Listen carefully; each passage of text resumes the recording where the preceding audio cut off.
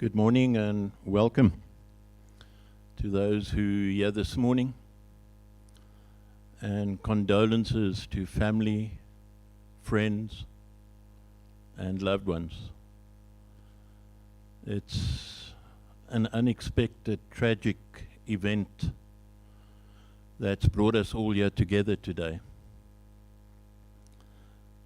And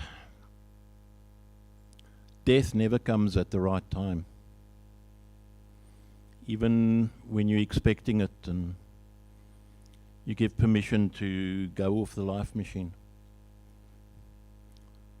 But when it happens in such a tragic way and such a sudden way, it's really hard to cope with.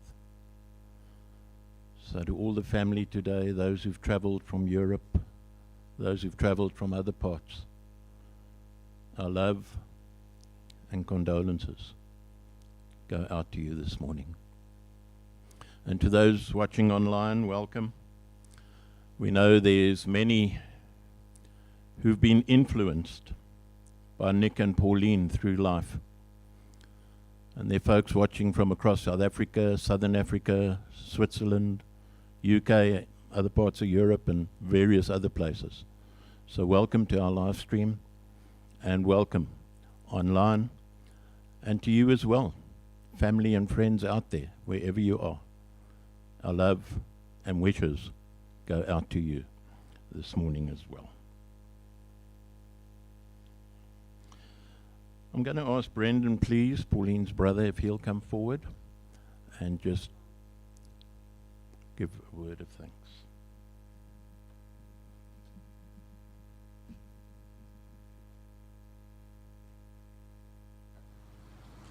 Good afternoon, everyone. On behalf of the for joining us this afternoon at the memorial and wake for Pauline and Nick. I thank all of those who are attending at the Nice by Nature venue, and also all of those who are joining online. Particular thanks to those who have travelled far to attend in person. Pauline and Nick would feel honoured by your attendance this afternoon. A number of thank yous. Firstly, thank you for all your condolence messages, the kind stories that have been shared, and similarly all the various photographs that have been shared. Importantly, I also thank you for your offers of assistance on a go-forward basis. Our families are spread far and wide, and yes, we will need some assistance on the ground in forthcoming months. To the Matt family, thank you very much for your cooperation and assistance over the last few weeks. Nick's brothers, Hans and Paul, and sister Agnes have travelled from Switzerland and are with you this afternoon. To Camilla, Estelle and Flo, thank you very much for organising today's events. The Nice by Nature venue looks tremendous. Pauline and Nick would certainly approve, and I hope that the weather is playing its part. Importantly, I would very much like to thank our nieces, Patricia and Camilla, for their assistance over the last 3 weeks. In the nature of events, there's been a lot of matters that have required attendance to on the ground in Johannesburg. Patricia and Camilla have largely attended to those. Those have not been easy matters, and we are so appreciative for what you have done. I also extend my thanks to your husbands, Rion and Ed, for their assistance and also for their support that they have given to you. Yes, there will be some sadness this afternoon. There will also be some tears. However, there's going to be plenty of smiles, laughs, memories shared, and lots of love. Pauline and Nick would not want this to be a sad occasion. They would want us all to enjoy it and for you to leave smiling.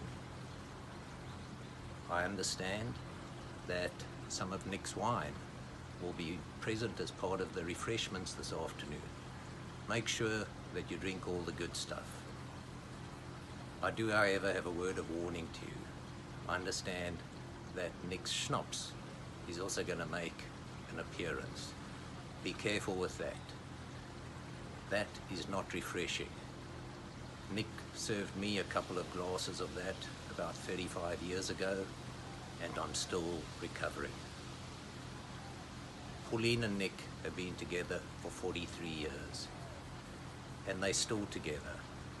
I do take some comfort from that. As I stand here this afternoon, I can visualize Pauline and Nick.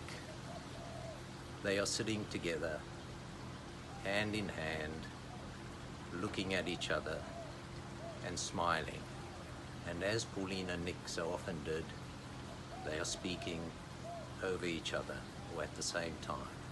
And they are saying, "Bobby, Bobby, what beautiful friends we have."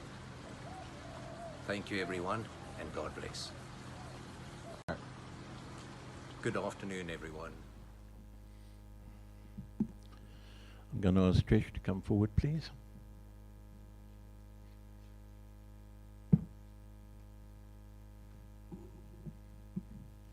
Hello, and you can see I share Pauline's genes, so I'm short. Hi. Okay. But I'm also a child of the modern era, so my eulogy is on my phone. I'm not being antisocial, I promise. It's just that's where the prompts are. Okay. For those of you who do not know me, which would be very few, I am Pauline and Nick's niece and goddaughter.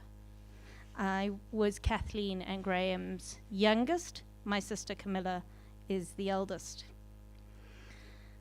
It is my privilege. Sorry, can we move the mic down slightly?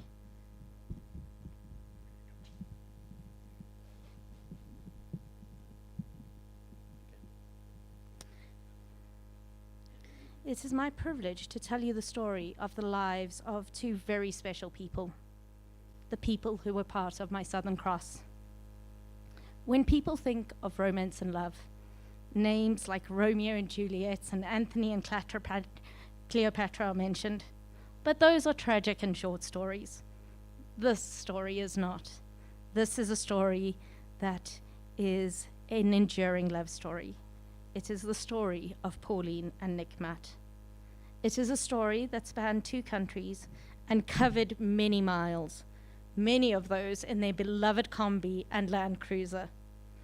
But let us go back to the beginning of their journeys. Niklaus Michael Matt was born to Niklaus and Agnes Matt Jenny on a farm in Burmünster in the canton of Lucerne, Switzerland, on a winter's day in February in 1956. 2 years later, his brother Hans joined the family, and then, 2 years after that, his sister Agnes. Paul, their youngest brother, was born 4 years later. Nick spoke fondly of his time growing up on the farm, speaking authoritatively about the ridiculousness of watered-down low-fat milk when he referred to the daily chores of bringing in the milk from the dairy, morning and evening.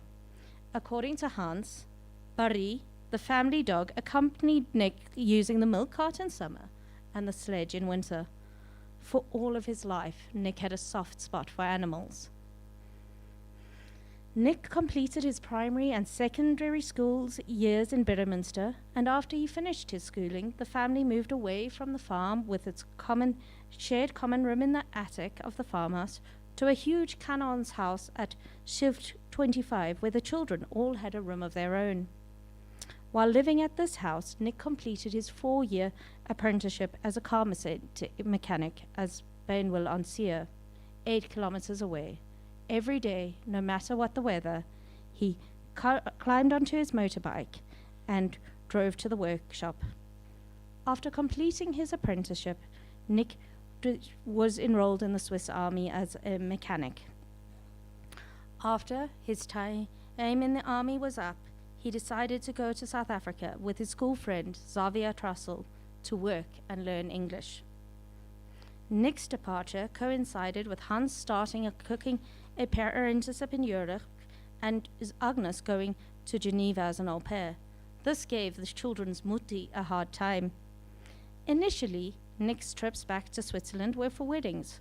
When Agnes and Hans got married, not to each other, in 1978, after 2 years in South Africa, Nick returned to Switzerland for one of these trips.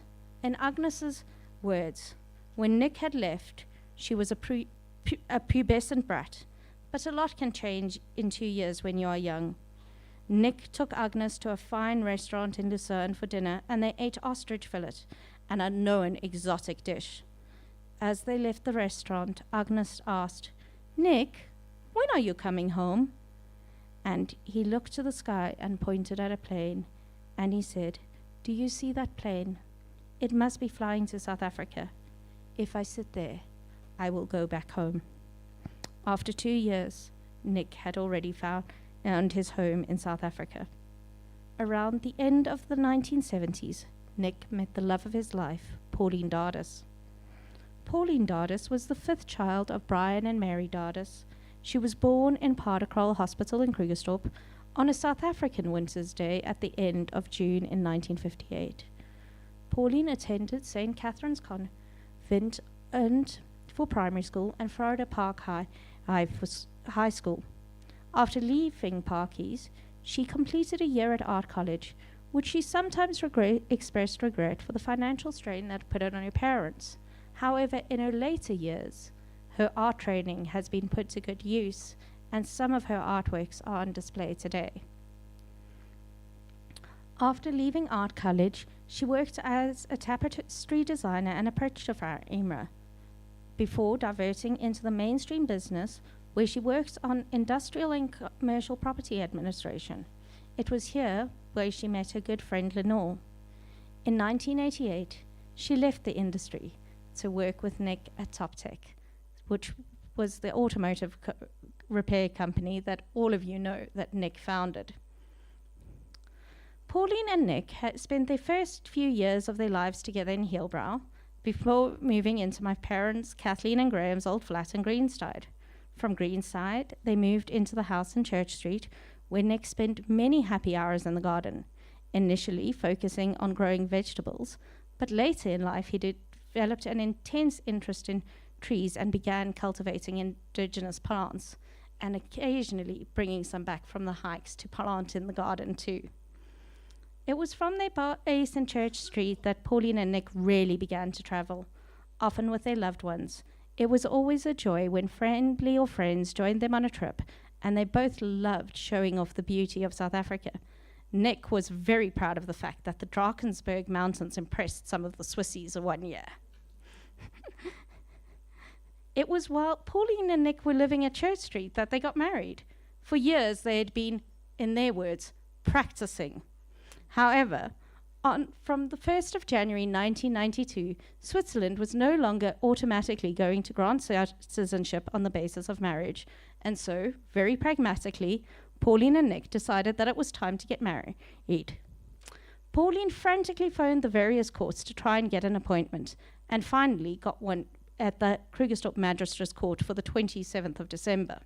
This caused Pauline to sometimes joke with me about the fact that she had been both hatched and matched in Krugersdorp. Pauline and Nick swore their good friends, Roy and Ria Null, to secrecy, who are thankfully joining us from the Eastern Cape today in Bedford on the live stream, so thank you. We know that Pauline and Nick would appreciate it. But they swore them to secrecy, and so, with witnesses in tow, they were married. The wedding vehicle, you won't be surprised to know, was their beloved Combi. 6 months after the wedding, at a birthday lunch for Pauline, Nick turned around and asked Pauline's parents what they would think if Pauline and Nick decided to get married. My grandfather, Brian, replied that it would be about time, and Nick, on his version, took great glee with the expression on my grandfather's face when he said, "Well, we did it 6 months ago." Shortly after that, Pauline and Nick went on honeymoon to Switzerland.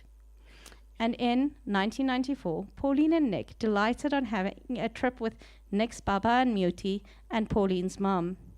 Hans describes the happiness, joy, and enthusiasm of Nick's parents and from their trips back.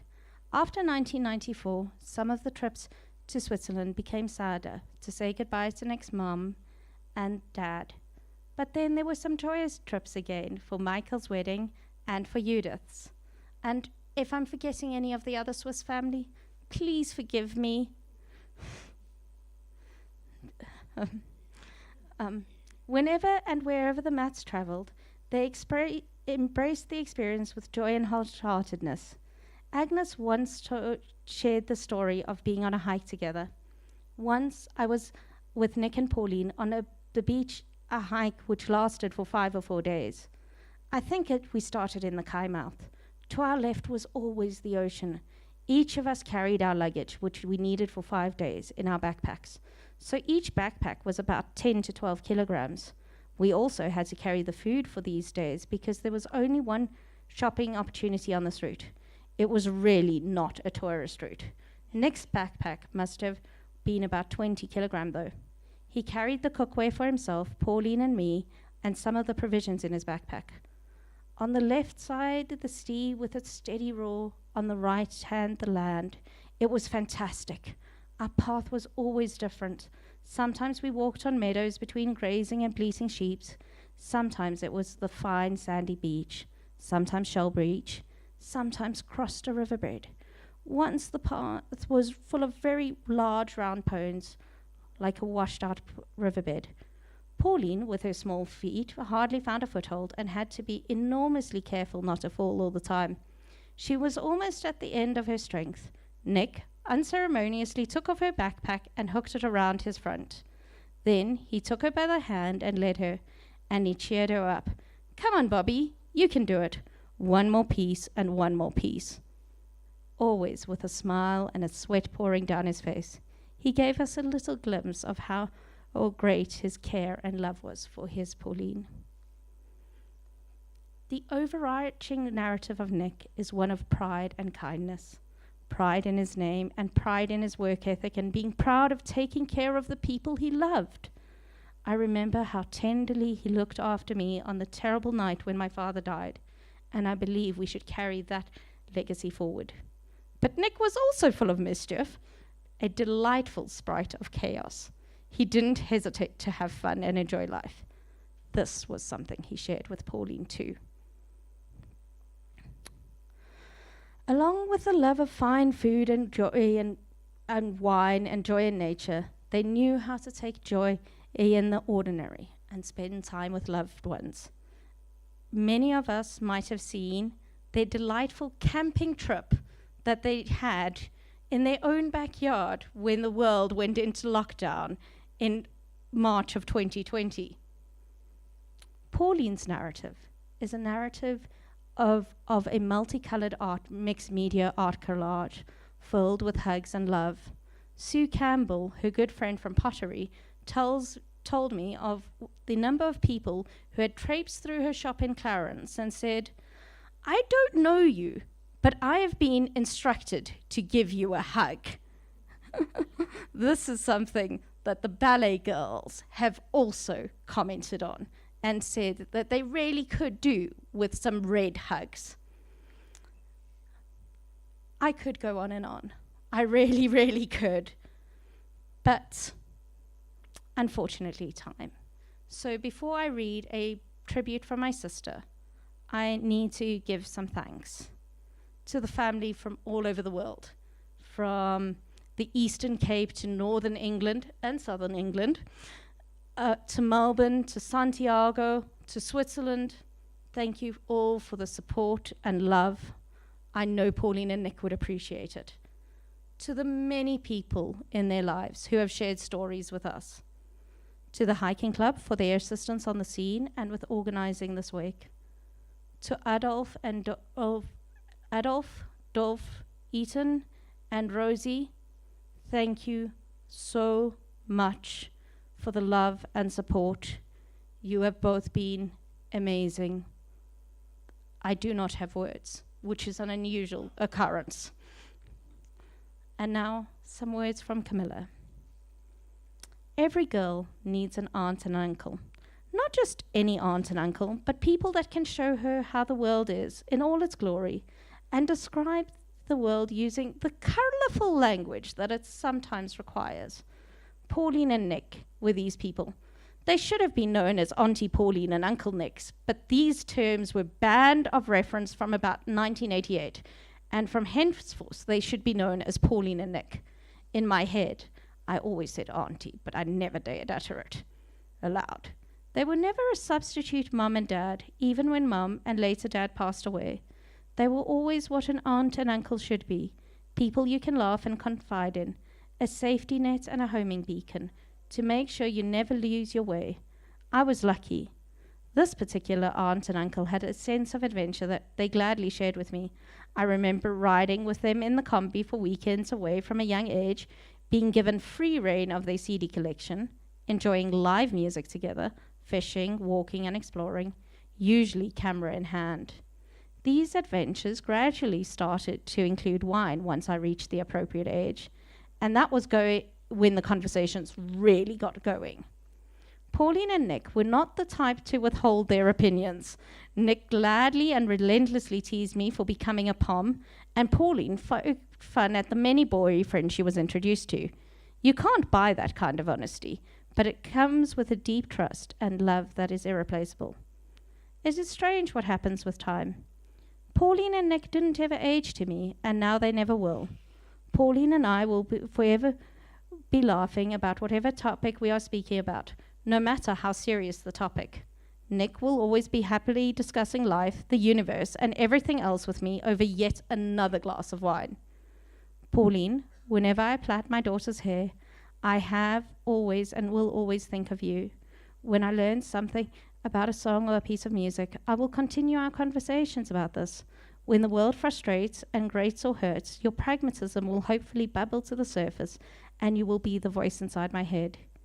You will, Nick, you will remain with me every solstice, because you always laughingly said that it must be the worst day to know that the winter is now finally on the way, just as we are finally getting our June sunshine in the UK. And I always smiled on winter solstice, knowing that every day will get a little brighter. I'm not ready to say goodbye yet, but I can say thank you with deep gratitude. Thank you for being my Auntie Pauline and my Uncle Nick.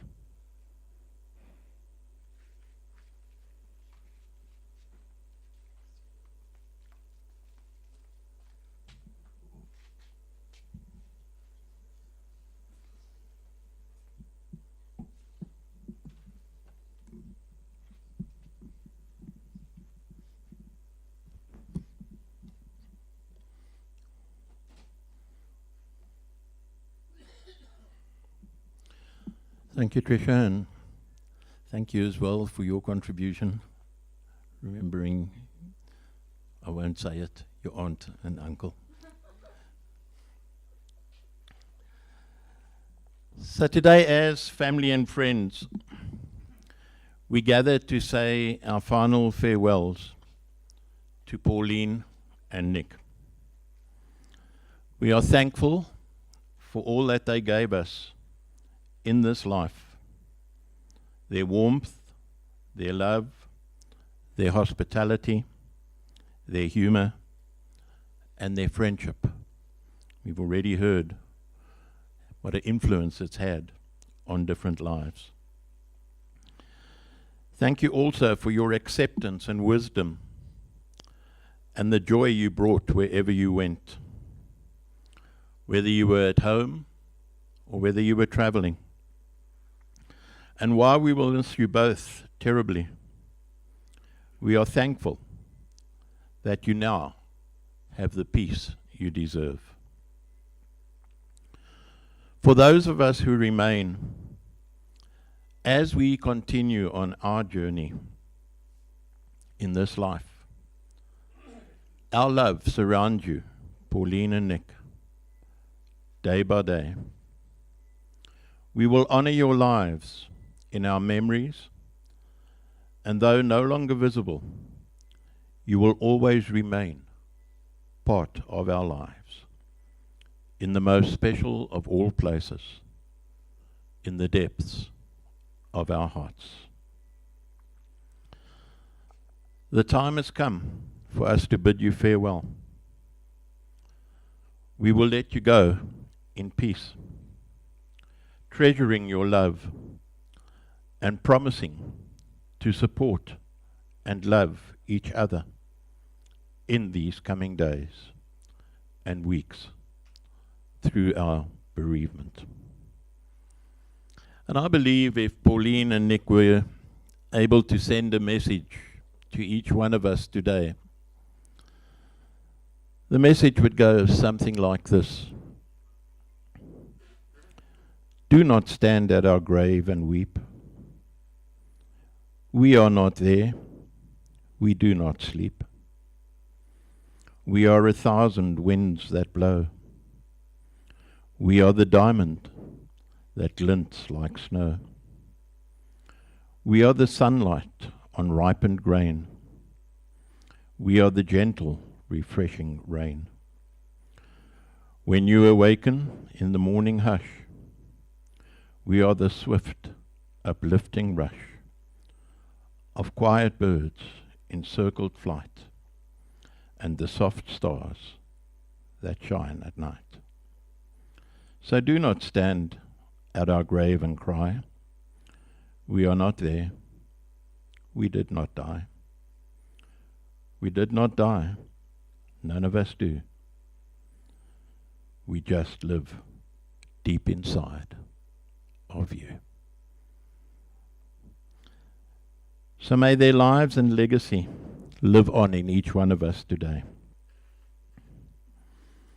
In your memories, in your hearts, and in your lives, as you continue to celebrate their memories for the years to come. And although they're not with us, they are with us.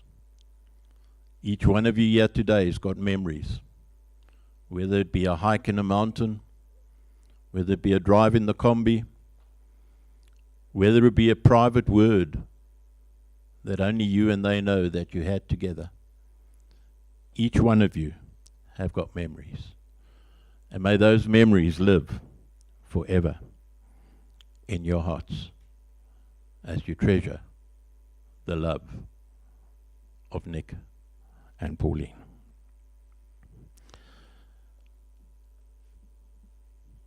We're now going to have a tribute from Nick's brother, Hans, on the Alp horn. And as we do, as he's playing, I just want each one of us to go into quiet mode and just to have our own memories in this moment of Nick and Pauline, your personal ones. You may be not going to get up here and share them with everyone, but just as the music's playing at the back there, just take time to stop rushing, to step out of the hassle of life, and to let your memories of Nick and Pauline come to your minds.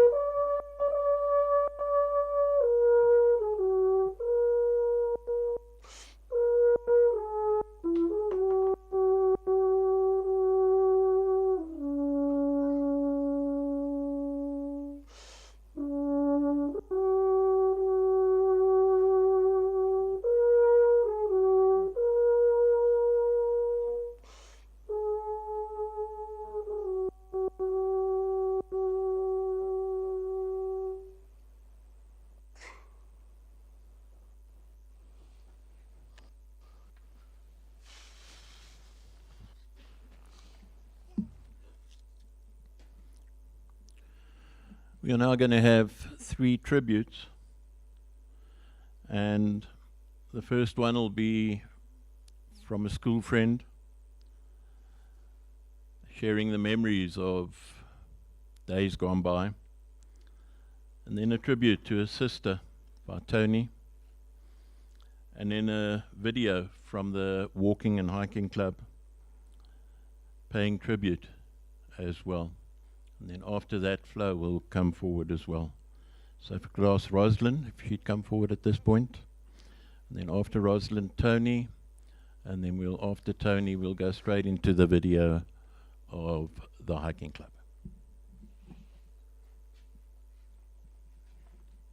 Do you want to come over here?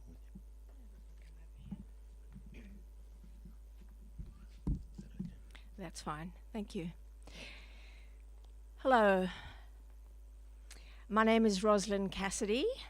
This is Shirley Francis and Jenny Swart. There's another one of St. Catherine's girls here today, Fiona Lendrum. She was from our class too. I'm here representing 2 entities, both culturally Catholic. I'm not sure about the religious part, but we were all culturally Catholic. One of the entities is, as I said, the St. Catherine's Convent Girls of matric year of 1975, where Pauline spent her early school years. She was known to us as Paul or Pauls. We all somehow had nicknames. She called me Rock. I don't know how that happened. And there are many more of us watching on the live stream, something none of us would have even been able to conceptualize before COVID, and here we are like super tech, except I have my old school notes. The other thing we want to say is that in December, we lost 3 of our school group. We're all 65. And we lost one of our girls soon after we left school, but all of us have lived up until now. So we lost three people 3 of these women in December. Pauline, Glenda Stocker, and Lynette Parkins. So this is a triple sadness for us. I said I'm representing 2 entities. The other is my family, the Cassidy family. And I say entity because Catholic families of our generation were big. So just like the Dardises, we were a large family. Irish Catholic friends. Pauline came to the convent in Florida, just over the ridge there. When we were all maybe grade 1, grade 2, and as I say, she left at the end of primary school to go to the naughty Parkies, which is was across the way from us. There are some Florida Park people here today. I'm not sure if anybody's going to speak.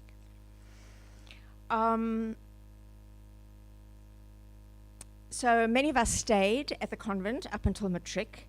But we didn't lose contact with Pauline, not then and not for the next 45 years.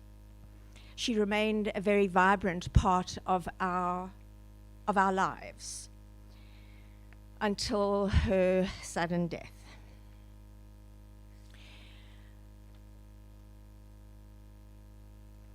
Wait, I mixed up my pages.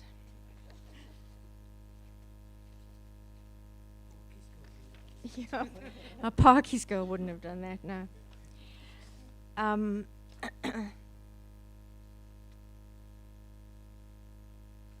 So, as I say, I've known Pauline since we were about 4 or 5 years old. Look, everyone's a one-off. Everybody would say that. Every single person here is unique. But honest to God, Pauline really was a one-off. I mean, birds, ballet, books, the bush, words, family, friends, art, people, travel. She really was a one-off. She wasn't religiously Catholic as far as I know. And many of us stopped believing in an exterior superior superpower, but we all remained culturally Catholic. And I don't know if you know this, but Catholics are known as the love people in the world. We were raised to think that every sparrow counts, that love is the way people feel about each other. And of course, with some downside that we should feel guilty for being happy. As a cultural Catholic, I want to bring Pope Francis in here. Lynn Nell, one of our girls, shared his New Year's speech with us on our WhatsApp group this week.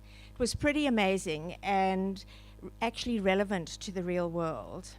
I left a couple of copies outside because even if you aren't religious, the overall message is very amazing. One of his comments was, remember that to be happy is not to have a sky without a storm, a road without accidents, work without fatigue, relationships without disappointments. A road without accidents.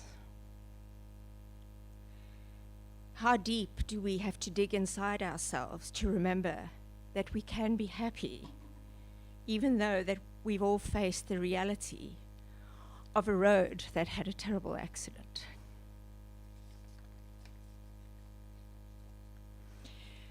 One of my happinesses comes out of facing this road with an accident. It has been connecting with Pauline's family.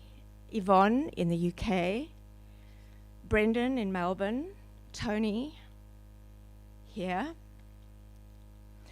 Yvonne told me in these last few days that a long time ago, Pauline met someone who told her that happiness is a choice. It was such an important message. And I think Pauline chose to be happy, in spite of some seriously shitty life experiences. Her skies had many storms, lots of loss of close people, her mom, her dad, Kathleen, Graham, and others I don't know about. Yet Pauline chose happiness, with or without the guilt. She chose love, she chose relationships, she chose us. She and I were chatting on WhatsApp the week before that terrible accident on the road.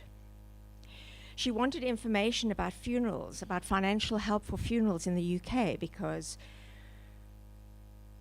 her nephew's father, Yvonne's husband, is very ill. I used to be a funeral director in London, and that's why she knew I'd have some information. We also talked about the wake and who would normally pay for it. It's so sadly ironic that we are here having a wake for Pauline and Nick. Since Pauline's death, I've also discovered that many other St. Catherine's girls had regular contact with her. Fiona Lendrum said she had a date coming up, a lunch date. Karen said, "Dearest Pauline, who will now add a witty remark to my Facebook posts? Who will now share all my animals looking for homes posts? With whom shall I discuss Yotam Ottolenghi recipes and the tricky secrets of sourdough? I found an old birthday present from you. Happy birthday, Karen. Proud to call you my friend." No, Pauline, I am proud to call you my friend. You may have been short in stature, but your intellect was fierce, and the biggest heart made you mighty. May you and Nick now traverse celestial destinations in your trusty combi bus. Until we meet again, fond love, Karen. Brenda DeMillion, now our Huntley, sent a photo which will come up at some point on the photo loop, with a picture of a red-chested cuckoo, a pitmefro. I send a special message for you, my beautiful red-headed friend, Pauline. Every time from now on I hear a red-chested cuckoo, I will always remember you and Nick. Rest in peace, Pete Mayfro, never to be forgotten. With lots of love, Brenda and Roy Huntley. I don't know about Jean Edwards, if she's done a eulogy or if it's been read or if it's been passed on, but I know that Jean is absolutely heartbroken. Jean was Pauline's chosen sister. She lives in the UK. And that's just us. Pauline's forte was loving outwards. I'm sure everyone felt loved by her. As for being a representative of my family, my parents, Maureen and Ivan, were just gutted to hear the terrible news. My sister Bernice, who was in Yvonne's class, sends her condolences. My brother and Brendan had some contact. They both live in Australia. My dad and Brian did all kinds of boy stuff together, including drinking, sadly. But Brian did become sober. Unfortunately, my dad never did, but somehow he's still alive at 90. It's funny seeing Brendan and Tony. I think, oh my gosh, we've become our parents. Look at us with all our white Irish hair. Our moms, Maureen and Mary, also did girl stuff together, like having lots of kids. So if ever we were together, just the Dardis family and the Cassidys, we would be 11, 12, 13 children. So it was a party. I can remember many happy days playing all together, pretending to drive the cars in our parents', the parents' cars in the driveway, rolling downhill on dry winter lawn, playing on we had a silver drum, really simple toys we had in those days, seeing how many of us we could get on that drum. Running around in our portable plastic swimming pool, trying to make a whirlpool. And with 11, 12 or 13 kids in a pool, you could get up quite a spin. Anyway, enough. Pauline's death is a huge loss to us. On behalf of St. Catherine's Convent, the Cassidy family, I give my condolences to all the remaining Dardises, the extended family, and the friends who were family to Pauline and Nick. Pauline and Nick, one small mercy, they went together. I'm sure I'm not the only person whose mind that crossed. So old Pope Francis gets the last word from me. Being happy is not a fatality of destiny, but an achievement for those who can travel within themselves. To be happy is to stop feeling like a victim and become your destiny's author. I thank you.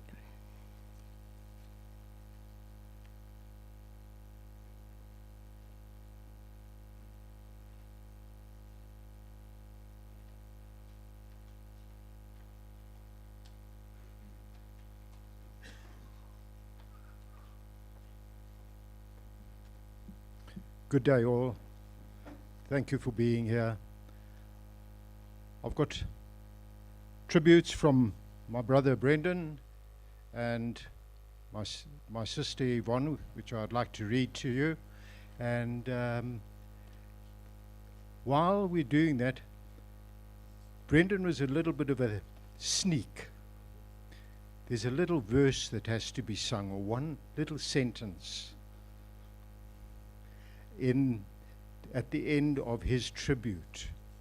And I will attempt it without, but I'll embellish that with that's a little bit.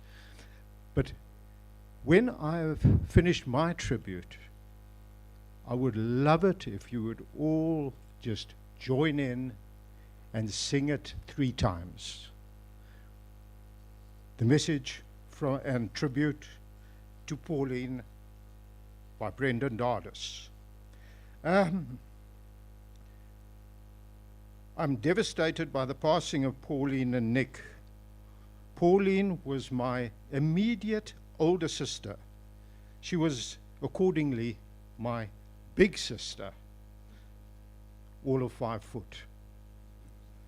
I spoke to Pauline 6 days before the accident. I had sent her some photos of a hike with longtime friends that Pauline knew from when we all lived in Johannesburg. She immediately called me back and we had a long chat. Of course, when I said we had a long chat, you will appreciate that my contribution was largely restricted to hello and goodbye. Of course, I'm embellishing here, but you all know what I mean here, as Pauline loved to jabber. It reminds me of the saying that she always used in the context of others being able to speak the hind leg off a donkey. As I write this, I reflect on that, and because if Pauline ever came across that said donkey, she would have had that poor donkey totally legless within 30 minutes. Anyway, our chat was largely about asking about how old, long-time friends were, and then chatting about how she and Nick were planning to move to Leeupoort. She had spoken to me about this before, but it was all in vague terms, whereas now she was serious and she was confident that Nick was on board. It sounded to me to be a spectacular idea, and I could just hear the excitement bubbling through. She told me all about her plans in detail, even going into what it would cost for electricity. I cannot think of any other environment that would have been so suited to them in the bushveld. It has wildlife literally on the doorstep, and birds are plenty. It is said that Nick and her did not get it. It's sad that Pauline and Nick did not get a chance to live this. Leeupoort and its community is poorer for this not happening. Pauline and I didn't speak or text each other regularly, perhaps 5 times a year and maybe 6 or 8 texts, but we were close in a way that we did not necessitate that we had to live in each other's pockets. We had a deep love for each other and concern for each other. Yes, I know Pauline and Nick had been facing challenges in the business in recent years, and retirement was looming, and this was a concern. But Pauline did not dwell on this, and this is an attitude that she always had, namely that life will sort itself out, and pointless worrying about things that are, in whatever sense, largely beyond one's control. Her mantra was, let's rather be happy than sad. Now, this is the part where I would like you to join me a little bit later. Pauline loved humor and loved a good laugh. Around 1974, she bought a record called Matching Tie and Handkerchief by some guys called Monty Python. We became Pythons and had all their records. I was reminded of her enjoyment of them when I was scrolling through my text with her a few days ago. Last year in February, she sent me a WhatsApp message with no context, but just Monty Python's Lumberjack song, which I'm sure most of you know. My response to her was to inquire as to perhaps was to inquire as to whether she was insinuating that I might be the lumberjacks who, in the song, like to dress in women's clothing and hang around bars. Yep, we laughed about it, but there's another song that I believe was her favorite, and that was that very ever cheerful melody from Life of Brian, and here we come. And I have no, you know the song, and now this is where Brendan was the cheat. He said, sing. Now, if he's got any idea of my, ability to sing, I am not a singer. The closest I've ever been to being a singer is walking past a sewing machine. And it also says that you finish it off with a whistle. And likewise, I can't whistle for toffee either. I think I'm a virtuoso whistler using a dog's whistle. But that's about where it ends. But in any event, he says, you should know the song. And it goes, always look, always look, always look at the bright side of life. And I would love us all to sing this as we finish up. I have no doubt that both her and Nick would laugh about this being sung today. That was their type of humor. Pauline grumbled little. She praised a lot and was fiercely loyal. She was bubbly and always ready and welcoming with a smile and a hug. She loved life. She dearly loved Nick and loved her extended family. And she loved her friends in a way that few do. In our calls, Pauline rattled off so many friends' names, and I could just hear the love for all of you in the way that she spoke. I will miss you, Pauline. I will miss you, Nick. I think of you often, and when I feel down, I swamp the sadness with love and good memories. I love you forever. Brendan, Nikki, Michael, Richard, and Lauren. And now from Yvonne. It's a little bit smaller text, and my arms are needing to get longer and longer. There are so many adjectives that come to mind when thinking about Pauline. Smart, sassy, funny, steadfast, loyal. However, I'm going to stick with one: tenacious. No matter what cards Pauline was dealt, she was tenacious. From day one, Pauline was different. She was born with a full head of dark red hair that grew upright in a toy troll doll fashion. Pauline, not just my sister, but my first friend, was born a day before I turned a year. Little Pauline didn't like that little Yvonne didn't like that younger Pauline's birthday came the day before hers, and our parents compromised. We went to the drive-in and both got our presents at the same time. I suspect that if the roles had been reversed, Pauline would have taken it as it was and got on with things. That was her way. Pauline would face adversity head-on with tenacity. She expected problems would be solved and found ways of dealing with them, never thinking about lesser alternatives.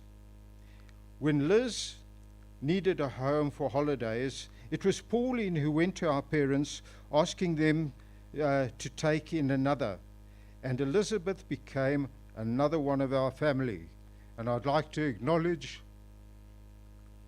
Liz, who's here today. Jean was already as much part of our family as Pauline was of hers.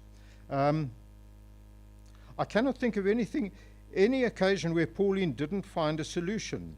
She lost a pair of glasses, headed off to the optician and got a new pair arranged, and also arranged to have it paid off with her pocket money, thus saving my mom, additional concern. She dealt with things Pauline's way, with tenacity, never giving up.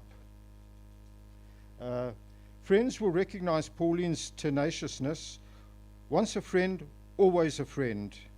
Today, her life is remembered with friends gathered over a lifetime, from primary school, hiking, ballet, and every aspect of her life. A plant wasn't a weed just because it was labeled so. Life was rich, and she grabbed it with both hands, looking for the best. I know that Nick, I hadn't known Nick as well as most here, having spent most of my years abroad, but have fond memories of their visit to our part of the world, bearing in mind that Yvonne is in Manchester. I wonder if people know about Pauline and Nick's wedding. They invited our parents out to dinner, insisting that they had to be there on that date, and that the parents weren't not to be available or for babysitting. Then they asked our parents what they thought about them getting married, of which, of course, there was delight, only to be told that this day was their sixth-month anniversary.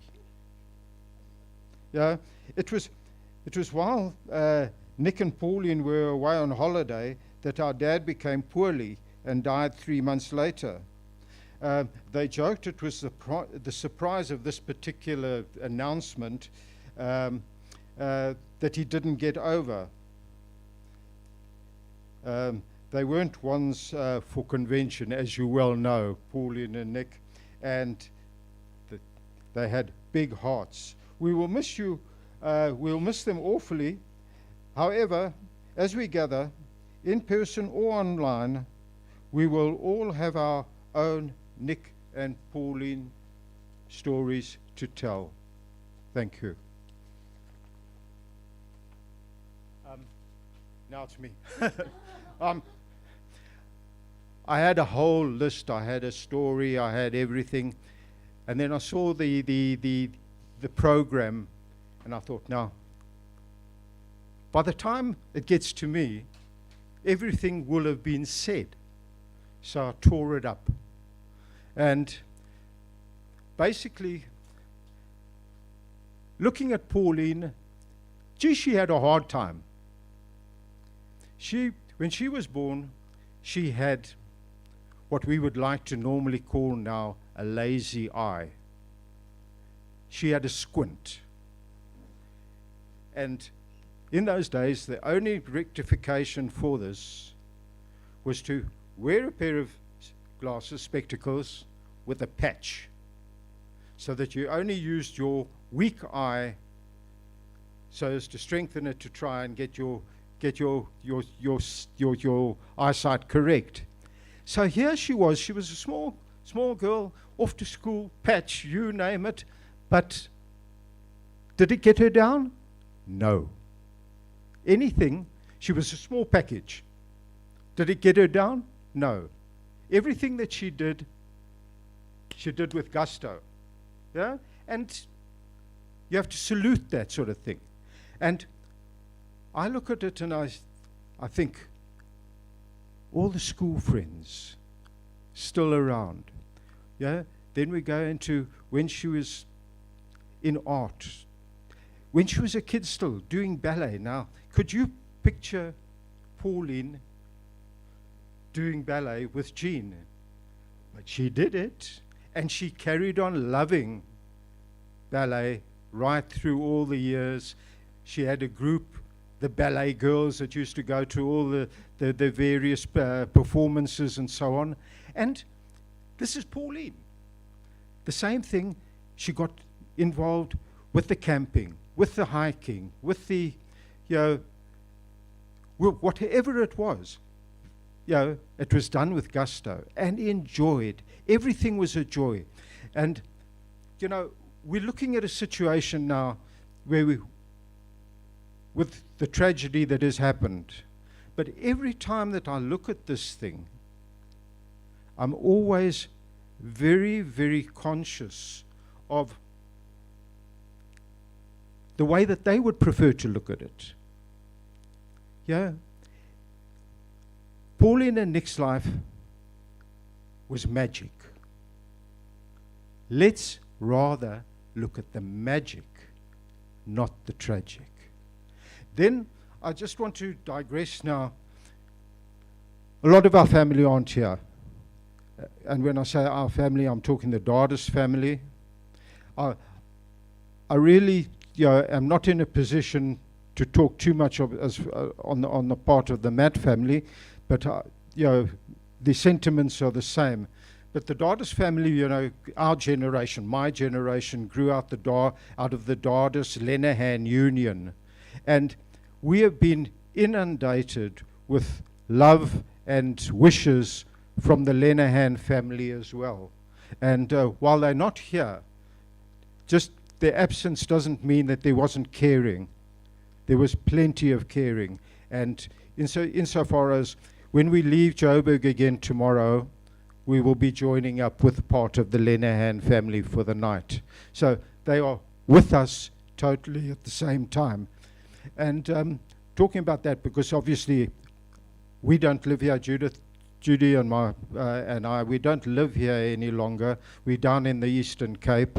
And Pauline, with her knack, of school friends and, ballet groups and WhatsApp groups and this group and that group and the other, she kept everybody in the know. She was almost like the Mrs. Google of the Dardis-Lenehan generation. And she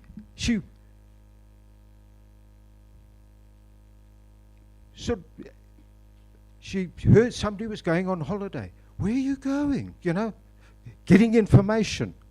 Oh, we're going to Cape Town. We're going to the garden route. Oh, but you have to stop in Aberdeen. You have to stay with Tony and Judy. Yeah? And fortunately, we have had people come and enjoy our hospitality for free. And it's an offer that's open to everybody. If you're coming down our way, give us a tinkle. It's a lovely stop-off point to Cape Town and a lovely stop-off point to the garden route. We would love to see you. Now, the last thing that I want to do is, I noticed that everything, in all the talking, it was the joy of that we have seen, the magic, the smiling, the happiness. And it brings me back to my dad, our dad's favorite saying. Now, bearing in mind that he was an Irishman, and he came out here in 1948, and if he spoke Afrikaans, he destroyed it.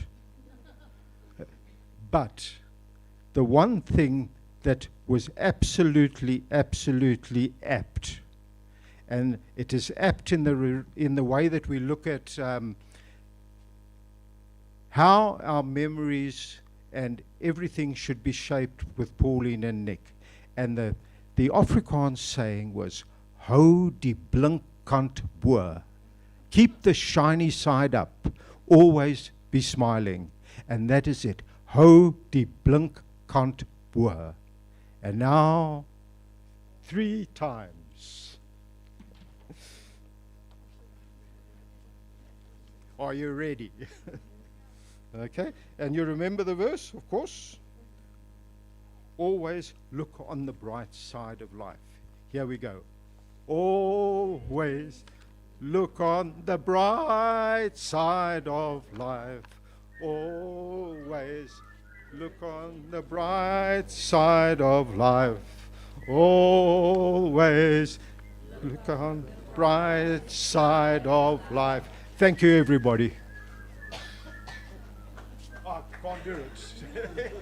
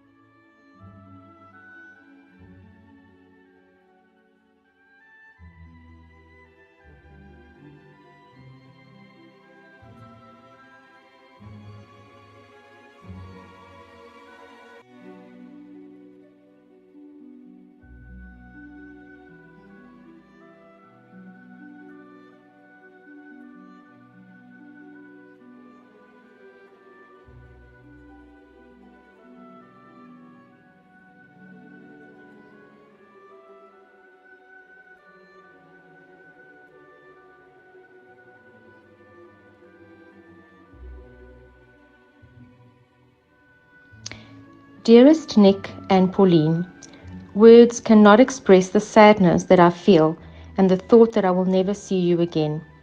I will always remember your laughs and jokes, and Nick trying to convince me that Swiss food was better than Italian. At least you are together now, and I am afraid that heaven will never be the same again. With all my love, Emmy.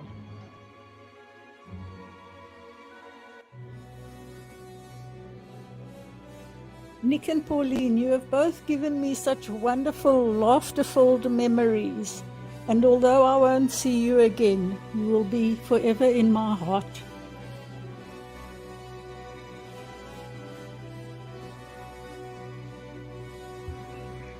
This message is from Peter and Carol. It is difficult to comprehend that you are no longer with us, Nick and Pauline. You are leaving a huge gap in our lives that will never be filled. You were in many ways the heart and soul of our group. Pauline, I will miss your entertaining storytelling with your very special vocabulary going back to 19 Fitzak. Good souls who enjoyed life, Pauline and himself. You are still together, as always. Thank you for the many memories which we will cherish and enjoy in the years to come.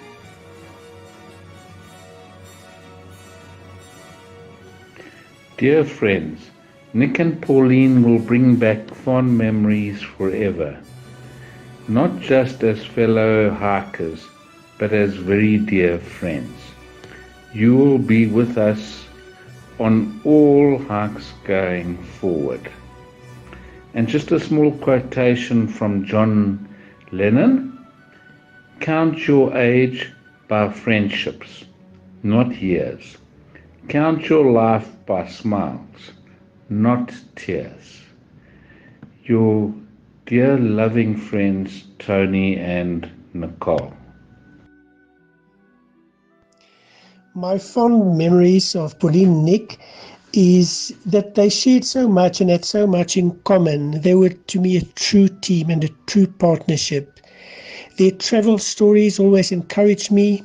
I loved the way that they spoke about their travels in Africa, and especially those when they did the Atlas Mountains in Morocco.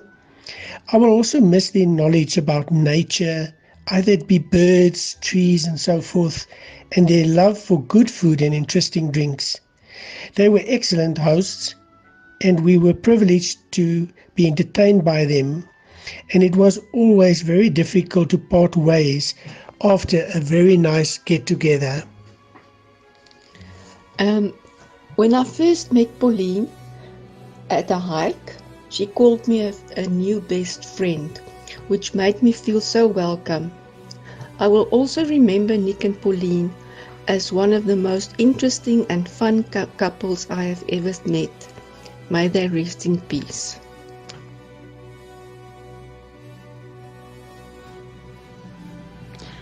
Nick and Pauline, what can I say? There is so much one can say. You were two gentle souls who loved life to the fullest. You loved your travels all over Southern Africa in your iconic turquoise combi. It took you everywhere and then some. And with the help of mechanic Nick, it just kept on going. The combi battled when it came to some uphills until Estelle and I one day, driving in the car ahead of you, decided to flash you too. We've never seen the combi make it up a hill so fast. You were the most amazing host to so many of us hikers. Your door was always open and one always felt welcome. Food and drinks good enough to rival any Michelin chef and restaurant.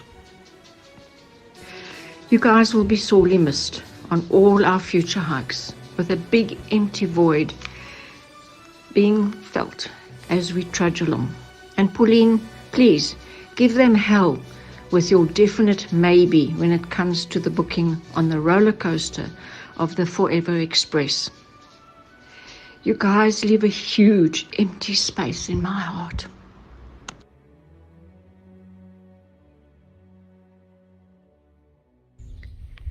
Nicholas, you made South Africa your home and left your little village, Baramunsha. Who thought that that would happen? Then you met your red-haired Bobby, full of fun, full of adventure, drinking partner of note, just like you, a personality that anybody would like to have. We've been in the bushveld for 7 days, listening to the birds, electric thunderstorms, trees waving goodbye with the wind or saying, Estelle and Rog, we are here. We're not far from you. Damn sure many agreements or disagreements about what bird we saw during the day if you were with us around the fire. Discussions, and Nicholas would say, Bobby, you're wrong, and Pauline would chip in and put her point across, but no consensus was actually arrived, maybe after a couple of good savannas and a couple of good glasses of wine. As Nick always says, an apple is the best way to have it is in a bottle. We did many hikes together, and he was my hiking buddy, and he so tried to teach me lots of trees, and I always thought, no, what the hell, Nick will always be there. Nick will always show me just another camel thorn, just another silver leaf tree. Listen to the birds. I don't know if you guys can hear it. Bad weather is coming on its way again. But anyway, Nicholas, you will always be with us. Fellow hiking friends, we are soon going to need to learn to read a Garmin because we no longer have Nicholas with us, or neither, saying, Nick, how far further do we need to walk? Because we're tired, our backs are sore. Until the end, Nicholas' favorite hike was Nolkloof in Namibia. And me and him walked one day, and we were high up on the mountains, and he put his foot on a rock and he said, Estelle. And I said, yes, Nicholas. He says, if I was the Prime Minister of of Namibia, I would just put a bar just, yeah. What do you think of a very cold Sauvignon Blanc bottle of wine here? That is how he was. He saw everything as fun. Pauline saw everything as fun. We will always miss them. Roger's lost his fishing buddy, but every time we catch a trout, we shall think of you in that old fishing bag of yours. Mrs. Simpson was always the best sort of fly you believed in, or whatever you got out of your bag. But we will gladly always remember that. Niklaus and Pauline, our time spent, the memories will live forever. You both are and is the two most beautiful people in our lives. Love you.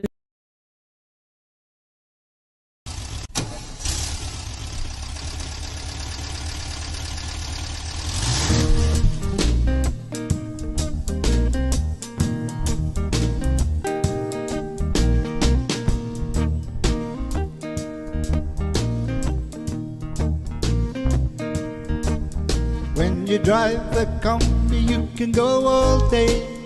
Part of the culture is to give away. When you're down near Byron Bay, they come out of the bushes to say good day.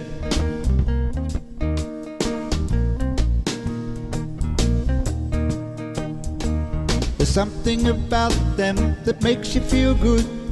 Sitting up high, overlooking the road, cruising along with no care in the world.